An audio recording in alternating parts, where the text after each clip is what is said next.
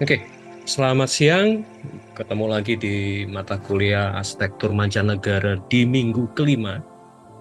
Materi kali ini bicara tentang latar belakang era modern. Jadi belum masuk ke arsitektur modern, baik itu teori maupun praksisnya maupun praktek arsitektur modern. Tapi kita coba lihat eh, era modern itu seperti apa sih? Era modern itu apa dan bagaimana era modern itu? Eh, Kalau melihat asal kata kata modern itu sebenarnya apa yang terjadi di belakangan, apa yang terjadi terbaru, apa yang terjadi akhir-akhir ini. Mudahnya seperti itu. Jadi kalau kata Google, characteristic by or using the most up-to-date technique, idea, or equipment. Jadi terkait yang terbaru baik itu teknik maupun pikiran, konseptual, pemikiran dan segala macam, ideas dan equipment, gadget dan segala macam. Jadi sebenarnya kata modern itu merujuk pada sesuatu hal yang akhir-akhir ini muncul, akhir-akhir ini ada. Perkembangannya kemudian menjadi menarik lagi, bahkan di masa sekarang bisa dikatakan masih merupakan era, kalau kalian lihat nanti ada di beberapa contoh era modern, karena memang asal katanya adalah yang terjadi belakangan ini, yang terbaru. Kemudian eh, beda dengan apa yang terjadi nanti kita akan bahas ketika membahas arsitektur, terutama arsitektur modern. Arsitektur modern itu dipandang sebagai sebuah zaman, bahkan kemudian turun sampai ke sebuah style, sebuah gaya arsitektur modern yang sangat berbeda dengan pemahaman atau definisi awal kata modern. Itu yang perlu digarisbawahi atau dipahami. Jadi kita masih berangkat pada definisi awal dulu, karena kita akan membahas era modern, era terbaru. Lalu sekilas apa yang sudah kalian kumpulkan di Google Drive ini, yang dilakukan oleh mahasiswa kampus Indralaya. Ada kelompok ini yang kemudian mencatat adanya revolusi industri, adanya revolusi Prancis, sampai ke adanya perubahan teknologi. Berkas ini disampaikan dan berkas-berkas lain itu sebagian besar yang sudah masuk dan sebagian eh, yang sudah dikumpulkan kalian itu rata-rata sudah merujuk pada apa yang terjadi atau apa yang ditugaskan di dalam tugas ketiga ini, latar belakang era modern. Cuman catatan di kelompok ini, karena kita berangkat dari pemahaman kesejarahan ya. Tolong ketika ketika menyusun sebuah apa ya, elemen-elemen atau sebuah uh, rangkaian waktu itu disusun secara kronologis. Mana yang lebih tua, mana yang lebih baru. Kenapa demikian? Nanti kita akan lihat di bagian belakang. Itu akan menunjukkan, akan membantu kita memahami apa yang terjadi sebenarnya di masa itu. Kalau di susunan ini memang agak campur, mana yang duluan, mana yang belakangan. Tapi rata hampir semuanya nanti saya akan tampilkan satu persatu. Itu rata-rata mengacu pada hal yang sama, adanya revolusi industri, adanya revolusi kerajaan terutama di Prancis dan di Jerman nanti, kemudian berangkat dari Renaissance di bagian ini kan. Pak, apa bedanya yang Renaissance, yang bahasan lalu dengan era modern, nanti kita akan coba coba telusur lebih lanjut. Nah, kelompok ini lebih kepada konteksnya, konteks pencerahan, enlightenment, itu yang terjadi di era Renaissance. Kemudian adanya revolusi industri, perubahan politis, perkembangan seni budaya kembali lagi berangkat dari Renaissance, perkembangan ilmu pengetahuan sosial dan perkembangan politik, serta globalisasi karena adanya penjelajahan. Orang Eropa kemudian menjelajah ke seluruh dunia. Ini juga ada kaitannya dengan pemikiran Galileo Galilei. Seperti itu nanti. Kita akan bahas sedikit nanti. Sedangkan kelompok ini hampir sama, berangkat rata-rata sama. Ada revolusi industri, ada pencerahan, zaman pencerahan atau zaman Renaissance itu. Adanya revolusi sosial, politik, dan segala macam. Yang menarik di kelompok ini adalah ini. Adanya perubahan pertanian. Salah satu definisi dari modern adalah perubahan. Perubahan terutama terkait dengan teknologi. Perubahan dari budaya atau teknologi agraris menjadi teknologi industrial. Itu yang menjadi salah satu catatan. Ini akan terkait erat dengan apa itu revolusi industri. Kita akan lihat di bagian belakang nanti. Kemudian perkembangan ilmu pengetahuan, pertumbuhan penduduk yang luar biasa, dan efek dari perkembangan atau perubahan dari tradisi agraris menjadi tradisi industri, itu yang mengakibatkan urbanisasi. Kota menjadi pusat-pusat industri, kota menjadi titik penting dalam sebuah perkembangan industri maju. Itu kenapa muncul urbanisasi dan kota menjadi sangat padat, muncul slum area dan segala macam. Ini yang kemudian mengakibatkan adanya kesenjangan sosial. Mana yang kaya, mana yang miskin, itu makin jurang perbedaannya makin kuat. Mana kaum borjuis, mana kaum buruh. Kenapa kemudian muncul partai buruh dan segala macam, efeknya adalah dari sini. Kelompok ini saya tidak mencantumkan detailnya, saya ambil beberapa poin-poinnya karena di kelompok ini dilengkapi dengan gambar dan segala macam yang jujur juga membantu gitu. Renaissance, kemudian perdagangan baru yang dimulai sejak masa Renaissance, kemudian pemikiran perang dan perdamaian, nanti kita akan bahas di bagian belakang kenapa sih terjadi perang dan segala macam. Dan yang catatan menarik adalah ini, adanya reformasi di agama, terutama agama Kristen, perpecahan antara agama Katolik dan agama Kristen. Ini sangat mempengaruhi. Dan di kelompok ini juga sedikit mengulas, walaupun tidak panjang karena memang belum, nanti baru di minggu depan dan minggu depannya lagi, arsitektur modernisme merupakan perubahan besar dalam dunia arsitektur yang memunculkan gaya internasional. Apa itu gaya internasional kita kesampingkan dulu. Tapi kita coba lihat kenapa sih muncul gaya internasional? Apa itu international style dan apa kaitannya dengan material beton, baja, dan kaca? Serta kok kenapa ada bangunan tinggi? Apa kaitannya dengan urbanisasi? Begitu. Oke. Untuk itu kampus Indralaya. Kita coba lihat apa yang sudah kalian kumpulkan dari rekan-rekan mahasiswa dari kampus Palembang. Kelompok ini hampir sama, ya rata-rata sama karena memang datanya sama ya. Jadi perubahan perkembangan sosial, bidang politik, perubahan perkembangan ekonomi, dimulai dari masa Renaissance yang muncul bank dan kemudian menjadi sangat besar, perputaran uang makin cepat karena munculnya atau ditemukannya daerah-daerah penghasil sumber terutama sumber daya alam yang membuat munculnya orang-orang kaya baru. Bahkan VOC itu dianggap sebagai konsorsium yang sampai detik ini masih paling kaya di sepanjang masa, dan itulah dimulai kapitalisme dunia itu justru dimulai ketika VOC. VOC itu kamar dagang yang tidak hanya dikuasai oleh satu perusahaan, tapi konsorsium dari beberapa perusahaan. Itu yang kemudian justru merubah perekonomian dunia. Bahkan kemudian pada cerita selanjutnya,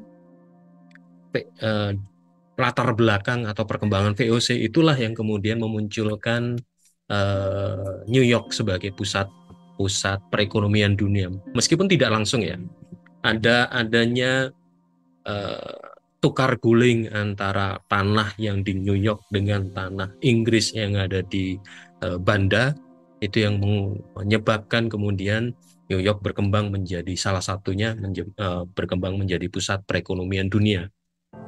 Oke.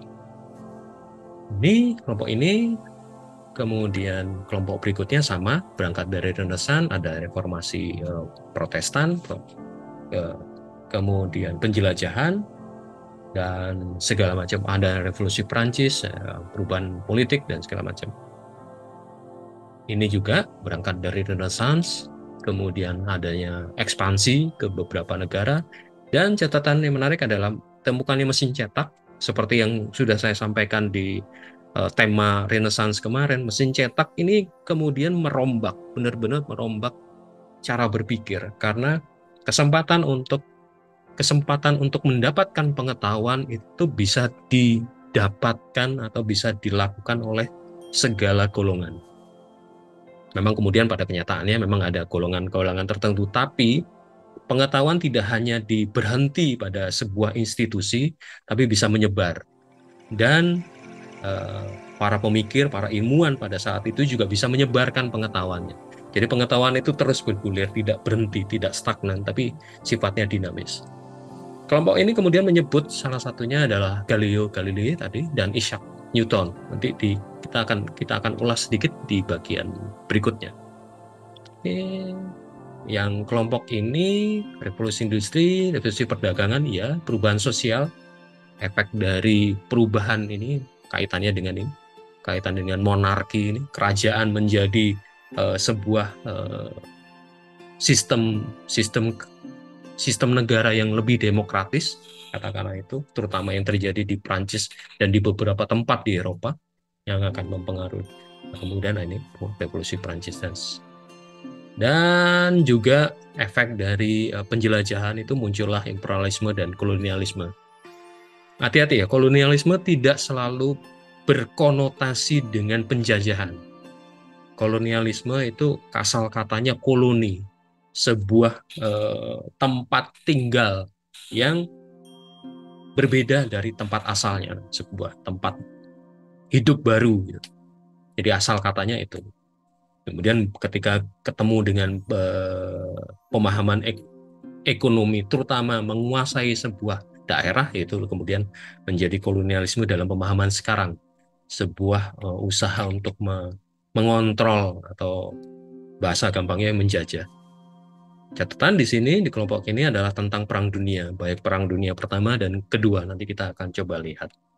Oke, setelah itu yang setelah disampaikan kalian lewat Google Drive, kita coba review pelan-pelan. Kalau tadi kita berangkat dari asal kata modo, asal kata modern, yaitu modo yang artinya terbaru, terkini, kita akan coba lihat pelan-pelan. Mungkin kalian akan agak sedikit bercampur dengan materi sebelumnya, terutama dengan Renaissance, karena memang modern era itu berangkat, atau katanya orang sejarawan peradaban, itu dimulai setelah 1492. Itu beririsan dengan apa yang terjadi di masa Renaissance 1492. Kalau tadi yang sudah disampaikan kelompok, semua mengacu pada Renaissance dengan pemikiran adalah kelahiran baru. Kelahiran baru terkait dengan pemikiran.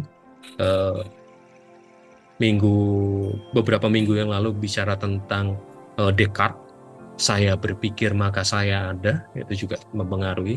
Ditemukannya mesin cetak oleh Gutenberg, itu juga seperti itu. Dan ini Columbus menjelajah sampai ke dunia Amerika, dan kemudian ada revolusi Prancis.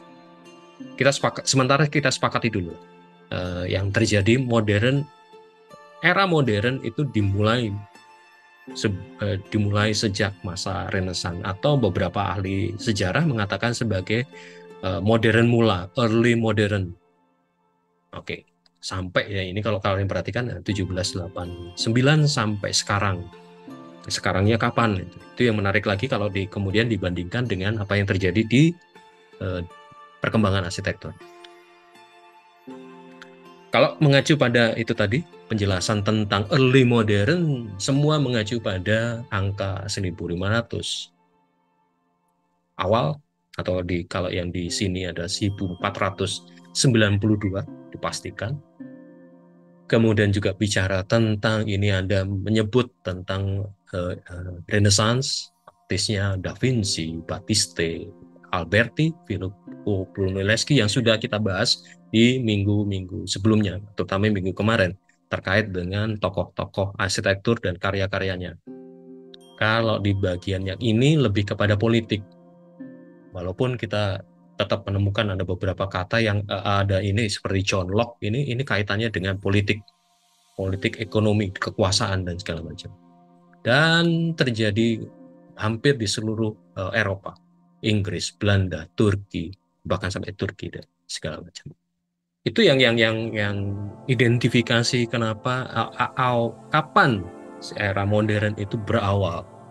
Semua menyatakan early modern itu berhimpit atau dimulai sejak masa Renaissance. Oke, lalu bagaimana setelah Renaissance? Post-Renaissance development. Renaissance periodnya abad 14 sampai 17. Kemudian apa yang terjadi? Ada Age of Reason. Kalau dibahas kemarin tentang Descartes, saya berpikir maka saya ada. Kemudian juga teori-teori yang berkembang pada masa Renaissance yang kaitannya dengan matematis. Jadi semua hal itu terkait dengan logika berpikir, terkait dengan acuan, tidak lagi kualitatif, tapi juga mulai kuantitatif, mulai ada reason, mulai ada logik ilmiahnya.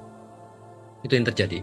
Dan ini akan membantu banget, The Age of Reason ini akan membantu atau akan menjelaskan lebih dalam kenapa kemudian ada scientific revolution. Jadi pengetahuan tidak hanya dikuasai oleh sebuah institusi, dalam hal ini adalah gereja, tapi bisa dilakukan oleh semua orang. Dan efek dari scientific revolution adalah industri, the industrial revolution. Ujung-ujungnya ketika sudah menguasai pengetahuan, sudah menguasai industri, dan efek dari perjalanan, penjelajahan, muncul imperialisme, penguasaan daerah di luar daerah asalnya. Oke, kita cek satu persatu. The Age of Reason, munculnya kekuasaan di luar, kalau sebelumnya dikuasai sepenuhnya oleh gereja, kemudian muncul absolute power, munculnya yaitu gereja, kerajaan. Dan ini kemudian dipertanyakan, mulai digugat. Hal-hal tentang kekuasaan absolut itu mulai digugat. Bahkan sampai ke kekuasaan yang dilakukan gereja itu juga digugat, terutama oleh Martin Luther, sehingga muncul agama Protestan, terutama Lutheran. Ini sisi lain, tapi kejadian ini sangat berpengaruh pada perkembangan selanjutnya, perkembangan peradaban. Munculnya Lutheran, hasil berpikir dari Martin Luther yang menggugat keberadaan gereja Katolik Roma waktu itu tuh, karena kebobrokannya dan segala macam.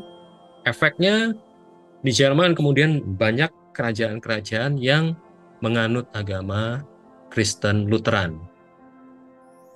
Pada suatu masa kerajaan ex-Romawi itu kemudian menguasai Eropa, dan penguasa pada saat itu memaksakan, tanda kutip, memaksakan agama Katolik. Itu kemudian muncul the 30 Years War 1618 sampai 1648 yang sangat berpengaruh terhadap kehidupan di Eropa. Mungkin sebagian ahli mengatakan ini perang agama. Saya sih berpendapat bukan perang agama, tapi perang politik. agama sebagai ya tools saja, tools dalam melegalkan atau supaya masuk akal perang itu. Ujung-ujungnya adalah kekuasaan. Itu yang terjadi. 30 Years Wars itu akan sangat berpengaruh pada selanjutnya perseteruan antar negara di Eropa, Jerman, Inggris, Italia, Prancis, itu saling tarik-menarik kekuatan, baik dalam teknologi maupun dalam filsafat, dunia filsafat, sehingga kemudian banyak mazhab-mazhab itu tergantung dari masing-masing daerah. Itu sisi lain. Oke. Kemudian muncul ya the rise of modern political ideologies. Ini ujungnya nanti pada demokrasi. Kemudian ini yang sangat berpengaruh. The Age of Reason adalah yang sangat dipengaruhi oleh masa Renaissance adalah independence of thought.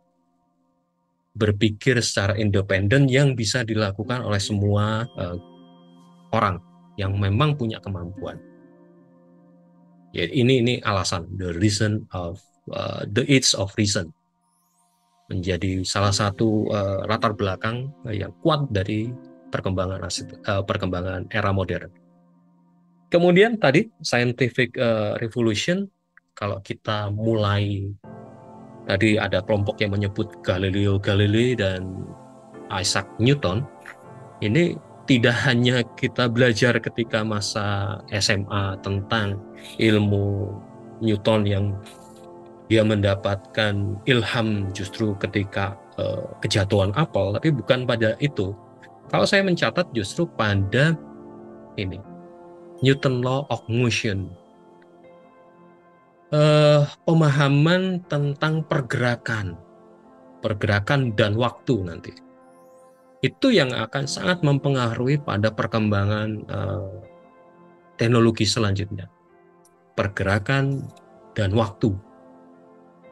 Kemudian Galileo Galilei itu juga akan merombak pemahaman karena memandang bahwa bumi itu bukan pusatnya matahari. Ini akan sangat membantu dalam pengetahuan untuk penjelajahan. Jadi membaca bintang dan segala macam itu akan sangat dipengaruhi oleh pemahaman. Dasar pemahamannya adalah pemahaman oleh Galileo Galilei. Dan itu sedikit ceritanya sampai kepada bagaimana Galileo Galilei sampai dihukum mati oleh gereja karena dianggap bid'ah, dianggap murtad dan segala macam, menyebarkan ajaran kesesatan. Dan tahun 92 Gereja Katolik Roma melakukan revisi terhadap apa yang dilakukan mereka di tahun itu di Renaissance, membuat permohonan maaf yang luar biasa kepada Galileo Galilei dan keturunannya. Oke. Kemudian revolusi. Hampir semua kelompok yang mengumpulkan catatan mengacu pada revolusi Prancis. Mengapa revolusi Prancis menjadi penting? Di sini adalah perubahan cara berpikir, perubahan dari sistem monarki ke sebuah sistem baru.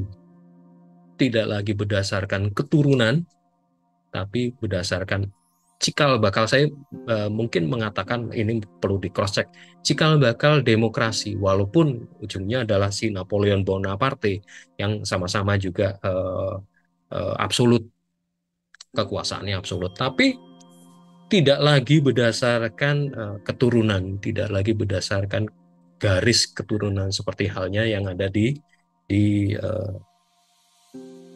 sistem monarki. Pada saat bersamaan, revolusi Prancis ini juga mengakibatkan adanya industrial, efek dari peperangan dan segala macam. Ini yang menarik. Peperangan itu secara sosial budaya, secara kemasyarakatan menghancurkan. Tapi pada saat bersamaan, di sisi lain, teknologi justru berkembang ketika terjadi perang. Peperangan itu memacu orang untuk menghasilkan sesuatu teknologi. Contoh yang paling gampang adalah Enigma. Kalau kalian pernah dengar Enigma, sebuah kode Morse yang dilakukan oleh tentara Jerman, Nazi Jerman, yang kemudian dipecahkan. Dan itu cikal bakal sebuah komputer, sebuah mesin yang menyelesaikan permasalahan kode Morse yang dibuat oleh Enigma. Sisi lain. Tapi kalau kita lihat peperangan ada menghasilkan sebuah teknologi. Ini industrial teknologi, munculnya mesin uap. Tadi sempat dibahas tentang teorinya Newton tentang pergerakan dan waktu. Pergerakan dari mesin uap yang kemudian mendorong sebuah roda yang sehingga dia bisa berputar, dan ujung paling canggihnya adalah sebuah kereta api yang berangkat dari mesin uap. Ini yang kemudian dicatat sebagai revolusi industri pertama, steam power, yang kemudian mendorong berikutnya. Setelah steam power ada listrik. Setelah listrik muncul komputer, efek dari Perang Dunia Kedua, dan sampai sekarang yang teknologi internet. Di Industrial Revolution juga dicatat modern banking yang sudah mulai dirintis sejak masa Renaissance dan segala macam mesin yang advance. Oke. Lalu apa kaitannya dengan arsitektur? Ini yang tugas menarik sebenarnya. Bagaimana perkembangan era modern yang kita lihat tadi, adanya revolusi Prancis, kemudian adanya revolusi industri, adanya revolusi bidang politik, sosial, budaya, adanya revolusi di banyak hal, itu apa efeknya terhadap arsitektur? Seperti ketika membahas Renaissance, memang ada 2 minggu yang akan membahas tentang teori dan produk arsitektural. Saya menyerahkan ke kalian, apakah kalian akan membahasnya keduanya secara bersamaan atau kalian mau nyicil dulu. Jadi minggu depan bahas tentang teorinya, baru minggu berikutnya membahas tentang praksis atau praktek arsitektur yang dilakukan oleh si tokoh. Terserah. Tapi modelnya akan seperti ini juga, modelnya apa yang kalian kumpulkan di Google Drive akan saya ulas, akan diulas pelan-pelan, kemudian saya coba tata apa yang dihasilkan. Tapi yang perlu diperhatikan adalah titik berangkatnya. Titik berangkatnya kapan? Kalau tadi mulai early modern sebenarnya sudah masuk Renaissance, dan Renaissance sudah dilakukan di topik sebelumnya. Di minggu kedua sampai minggu keempat kemarin kita bicara tentang Renaissance, dari latar belakang sampai ke artefak arsitekturalnya. Kita melangkah berikutnya. Saya sih menawarkan terserah. Ini rentang waktunya. Kalau bisa mulai dari late modern period. Itu sejak kapan? Sejak Industrial Revolution.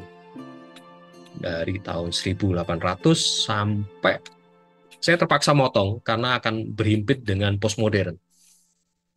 Sekitar tahun 50-an. Jadi 1800 sampai sekitar 1950. Kalian silakan pilih teorinya apa dan siapa arsiteknya.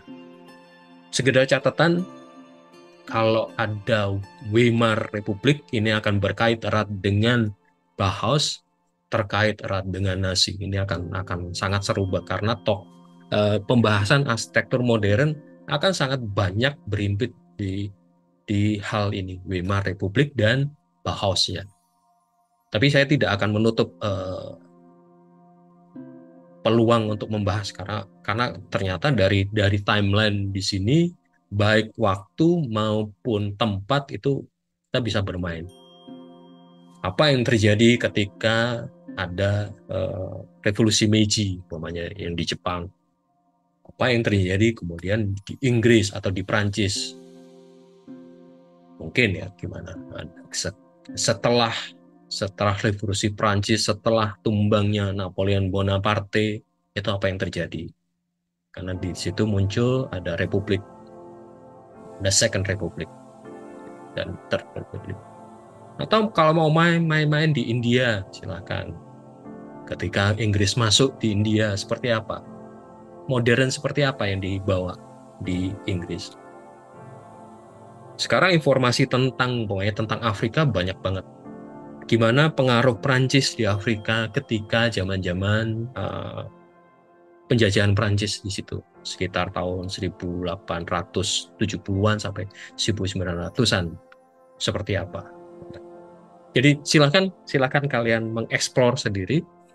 Makin banyak tokoh yang mungkin tidak menjadi terkenal, itu menjadi menarik. Kita coba tata time frame-nya, timeline-nya seperti apa, dan kita lihat perkembangannya.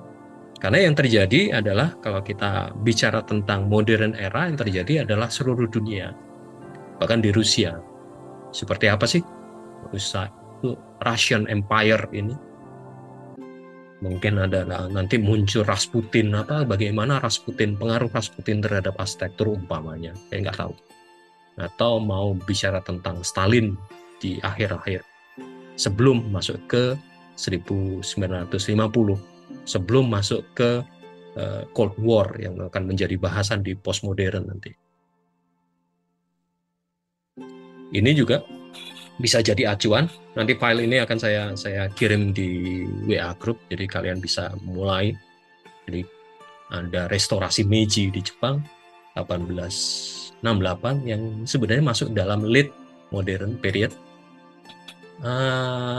Macam-macam, ada Russian Revolution, Russian Civil War, perang saudara di Rusia. Yang ini juga tidak banyak dibahas, tapi kalian jadi punya kesempatan untuk eksplorasi. Apa yang terjadi di Jepang ketika Tiongkok masuk ke Jepang, kan? Kalau mau bermain-main, atau yang terjadi di Korea ketika ada invasi dari Tiongkok, gitu. Begitu. Ini baru saja saya masukkan salah satu buku lagi, buku referensi yang bisa kalian lihat. Di buku ini terutama di bab 9 sampai 14 ini bicara semua tentang modern, dan ini yang biasa diacu gitu loh. Atau ada Otto Wagner, kemudian ini menarik adalah adanya kata Berlage, seorang tokoh arsitek modern yang punya pengaruh besar terhadap perkembangan arsitektur yang ada di Indonesia, di Hindia Belanda, bukan Indonesia tapi Hindia Belanda. Kemudian ada De Stijl, ada Dutch Modernism. Ini kalau kalian membahas ini akan membantu sekali ketika kalian akan mengerjakan nanti UTS, karena bicaranya bagaimana modernisme yang ada di Indonesia. Ada Corbu pasti, ada Gideon. Kemudian tadi saya lihat Siam, di mana Siam? Oke, di tempat lain mungkin. Ada Mumford, ini bicara tentang tata kota zaman-zaman modern. Nah, tadi juga bicara ada kelompok yang membahas international style, silahkan buka di bagian ini. Apa itu international style dan siapa pencetusnya dan bagaimana segala macam. Terutama yang terjadi di Amerika. Kenapa kemudian ini menjadi style yang berkembang ke seluruh dunia. Nanti kaitannya dengan Perang Dunia Kedua. Kemudian apa lagi? Ini Siam. Ada Siam, ada Tim Ten. Ini juga seru dibahas. Karena arsitektur modern tidak bisa terpisah dari apa yang terjadi di Siam. Siam adalah sebuah conference tentang arsitektur modern. Conference International Arsitektur Modern. Ya, tapi ini bahasa Prancis sebenarnya. Pencetusnya adalah Le Corbusier dan Gideon dan kemudian Mies van der Rohe. Begitu kira-kira. Ini disebut juga ada Carlos Scarpa, ada Aldo Rossi. Ini sebenarnya ini sudah masuk ke postmodern, tapi nanti tolong dicek lagi, kembali lagi nanti rentang waktunya adalah 1800 sampai 1950. Kalau nggak salah Aldo Rossi itu udah 19. Ini kan. Ini yang bagian 14 kayaknya udah terpaksa dipotong. Tapi Siam ini justru mulainya sejak tahun 30-an. Jadi sebelum Perang Dunia Kedua itu Siam sudah mulai sebenarnya. Jadi silahkan dicek nggak apa-apa kalau siang-siang. Ya, kembali lagi ya, rentang waktunya tolong diperhatikan supaya kalian tidak kepleset, tanda kutip ya, kepleset dengan perkembangan arsitektur postmodern yang berkembang setelah 1950. Setelah Perang Dunia Kedua, kemudian ada restorasi perekonomian, pembangunan di mana-mana, kemudian 60 ke 70 mulai ada pergerakan ke postmodern. Dan resminya sekitar tahun 70-an ketika brute ego itu rubuh oleh Charles Cheng, dia jadi patokan munculnya postmodern arsitektur. Itu yang bisa saya sampaikan di siang ini. Silahkan kalau ada pertanyaan.